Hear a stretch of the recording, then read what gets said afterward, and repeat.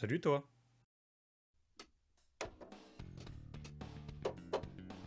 Pour ma première vidéo, j'ai décidé de faire un Cybertruck, mais customisé à la manière des orques dans l'univers de Warhammer 40 000, afin de l'utiliser comme véhicule dans le jeu de figurines. Je vais utiliser une guirlande pour lui donner une touche lumineuse.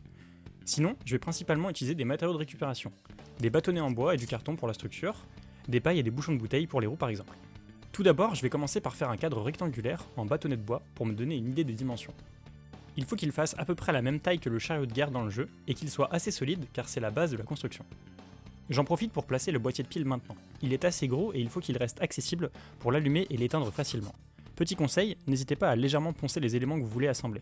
Surtout quand ils sont dans des matériaux différents et qu'ils ont une surface lisse, sinon ça ne tiendra pas même avec une tonne de colle. Maintenant, je vais pouvoir attacher le boîtier de pile au châssis et... Le bout de bois est parti à Mach 20 dans l'interrupteur et il a éteint ma lampe. Bref, on passe aux roues, et pour faire les roues, je vais utiliser des bouchons de bouteilles et des pailles en carton. Le but va être de faire des mini-haltères en plaçant bien les pailles au milieu des bouchons. Alors oui, le Cybertruck à la base il a que 4 roues, mais 6 c'est quand même vachement mieux que 4. Avec les roues en place, on a un bon repère pour monter le châssis supérieur. Et pour ça, je vais utiliser des pics en bois. L'avantage avec le Cybertruck, c'est qu'il a une forme assez simple, donc avec seulement quelques bâtonnets et un bon angle, on arrive vite à deviner sa forme particulière. Je finis de renforcer le tout avec quelques chutes pour rigidifier la structure, et on est bon. Comme les roues et le châssis sont liés par le boîtier de piles, l'ensemble est séparable. Donc ça permet d'y mettre facilement les piles, mais aussi de l'allumer et de l'éteindre. Bon, pour le moment ça ressemble à pas grand chose, on dirait un peu un sapin de Noël façon Jackie Tuning. Avec du scotch, je vais regrouper les LED par couleur pour y voir un peu plus clair. Les jaunes pour les phares avant, les rouges pour les phares arrière. Les vertes et les bleus, je les mets de côté pour l'instant. Pour fixer les LED, une bonne dose de colle chaude fera l'affaire. C'est moche, mais au moins ça tient tout bien en place et ce sera pas visible plus tard de toute façon. D'ailleurs, c'est le moment de passer à la carrosserie, qui va aussi servir de camouflage au fil de la guirlande. Pour faire les différents panneaux, je vais me servir de carton. Je te conseille du carton fin, par exemple celui des cartons d'emballage type céréales. L'avantage par rapport au carton marron classique, c'est qu'il est plus fin et plus facile à couper proprement. Pour cette étape, il suffit simplement de reporter les mesures de la structure en bois sur une feuille cartonnée. Et ensuite, c'est du découpage et du collage. Rien de bien compliqué, surtout en faisant un véhicule sans aucune courbe. En plus, il est symétrique, donc quand une pièce est faite, il suffit de s'en servir comme patron pour faire l'autre côté. Bien, ça commence à ressembler à quelque chose. La forme de base est bonne, on peut passer à la suite. Pour la suite, on va justement s'occuper de donner des détails aux roues. Et pour ça, je vais utiliser des boutons de couture et des patins de protection. Ce que j'aime bien faire pour donner des détails aux roues, c'est d'utiliser des éléments avec des formes similaires mais des tailles différentes. Les bouchons servent de base et ont une forme qui complète bien l'intérieur des bouchons de bouteille. Et les patins de protection servent à ajouter encore plus de détails, mais aussi à cacher les trous des boutons. Ok, tout à l'heure j'ai menti. 6 roues, c'est mieux que 4, c'est vrai. Mais qu'est-ce qui est encore mieux que 6 roues ? Une chenille. Exactement. Et pour les faire, je vais utiliser des feuilles en mousse Eva. C'est un peu la même matière que les tapis de sol, mais en plus fin. Je vais en faire des bandes que je vais coller sur les bouchons. Pour donner le côté chenille, j'ai trouvé dans mon magasin préféré ce ruban. Je sais pas à quoi ça sert de base, mais une fois découpé et collé sur la mousse Eva, ça rend plutôt bien. Je fais l'autre côté et ensuite je passe aux roues avant, en reprenant le même principe.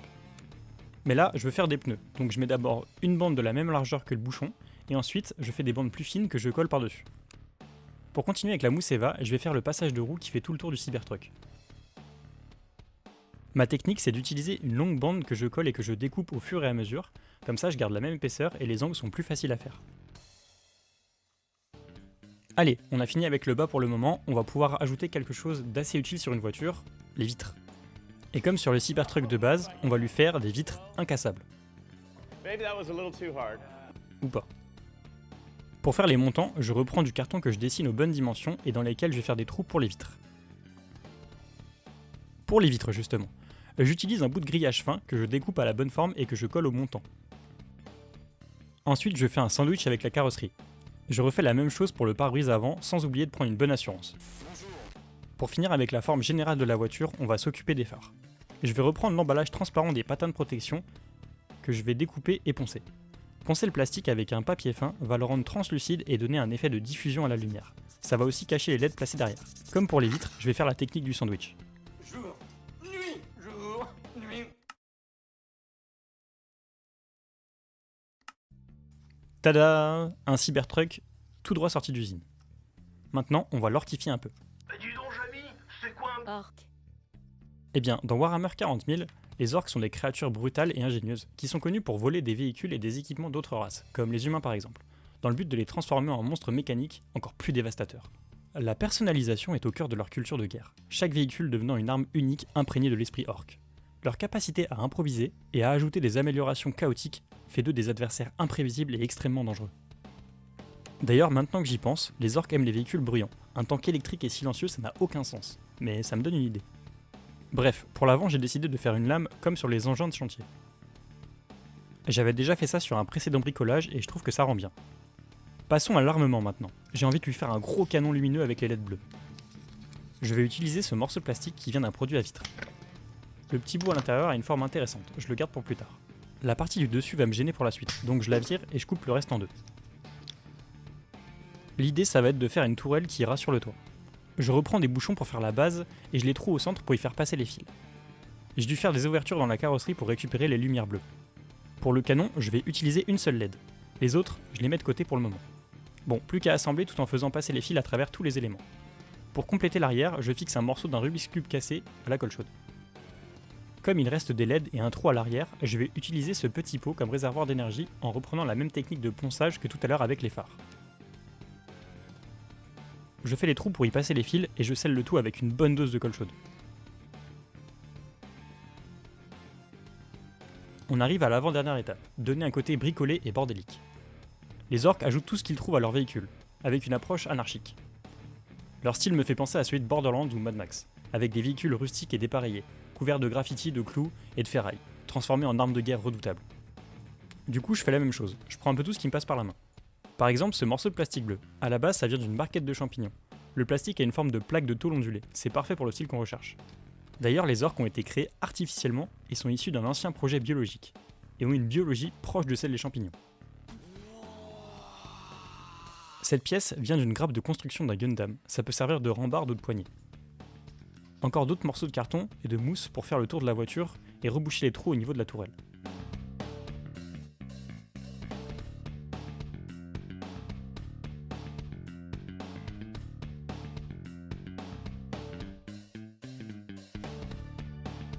Pour donner un peu de texture et de détail à la lame avant, je vais utiliser des gommettes disposées en zigzag.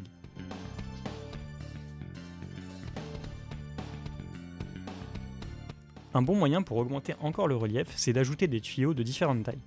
Du fil d'appareil cassé, de jardinage ou même des pailles, et les placer à des endroits plus ou moins logiques.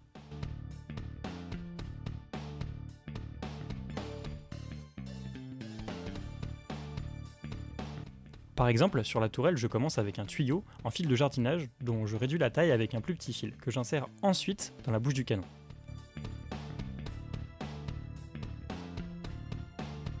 Voilà le résultat, ça fait vraiment Jackie Tuning de mauvais goût, c'est parfait. Ok, avant de passer à la peinture, il manque un dernier détail, les rivets. Et pour ça, je vais utiliser des paillettes qui servent à faire du nail art. Allez, on passe à la peinture. J'ai passé une couche d'après et de peinture argentée à la bombe.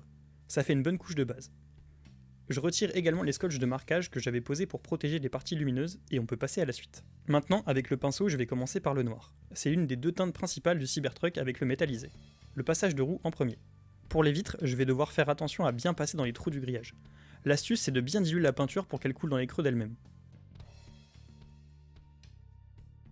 J'ai fini le canon au pinceau, et pour les roues, je les ai peintes à la bombe séparément.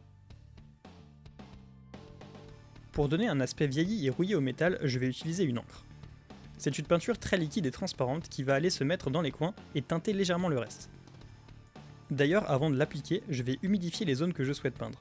En faisant ça, j'évite que le carton absorbe le liquide et laisse des marques en séchant. En utilisant cette encre à des endroits spécifiques comme les rivets et les plaques bricolées, on obtient rapidement un bon rendu. Une fois l'encre sèche, je vais passer à la couleur, et pas n'importe quelle couleur, du violet. Dans l'univers de Warhammer 40 000, les orques ont un pouvoir assez spécial. Pour résumer, si un nombre important d'orques pense que quelque chose est vrai, et ce même si c'est faux et complètement débile, alors cette chose devient vraie. Par exemple, ils pensent que tout véhicule peint en rouge va plus vite. Et bien dans l'univers de 40K, une moto rouge ira plus vite qu'une moto bleue. Et dans la même idée, tout ce qui est peint en violet est furtif et devient parfois même invisible. Alors si les orques récupéraient un Cybertruck électrique, donc plus silencieux qu'une voiture thermique de base, ils l'auraient sûrement pas en violet. Pour ajouter un peu de texture à la couleur, j'utilise une éponge et une teinte de violet plus clair en tapotant par endroits.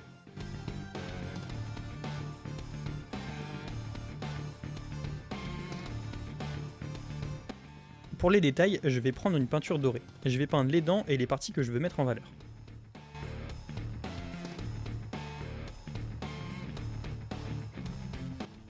Maintenant, pour lier toutes les couleurs ensemble, je vais faire un brossage à sec. Cette technique consiste à prendre de la peinture sur un pinceau et de l'essuyer sur un chiffon pour en retirer presque toute la peinture. Ensuite, en brossant les zones souhaitées et comme le pinceau est très peu chargé, la peinture va se déposer uniquement sur les arêtes. Ici, ça va encore renforcer le côté usé, mais aussi rendre plus harmonieuse la transition entre le violet et le métal.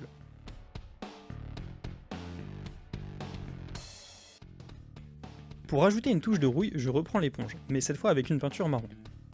Pareil qu'avec le violet, je tapote les endroits où je souhaite faire des piqûres de rouille, en faisant attention de ne pas trop appuyer pour éviter de faire un pâté.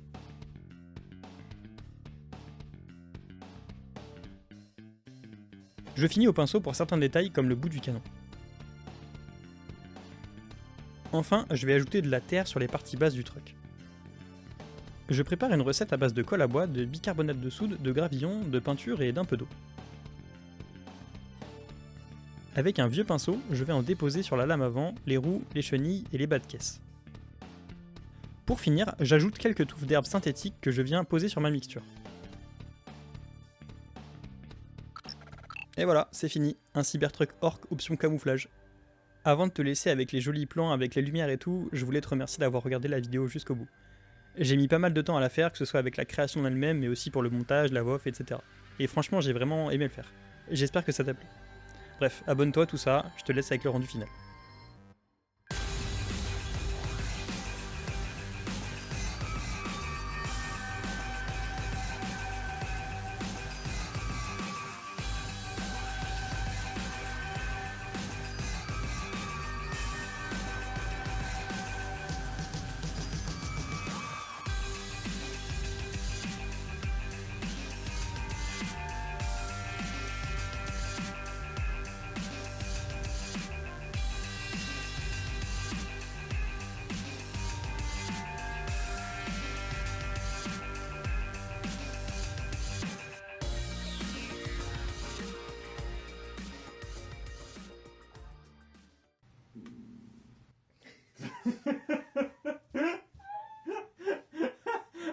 J'espère qu'il est enregistré celui-là.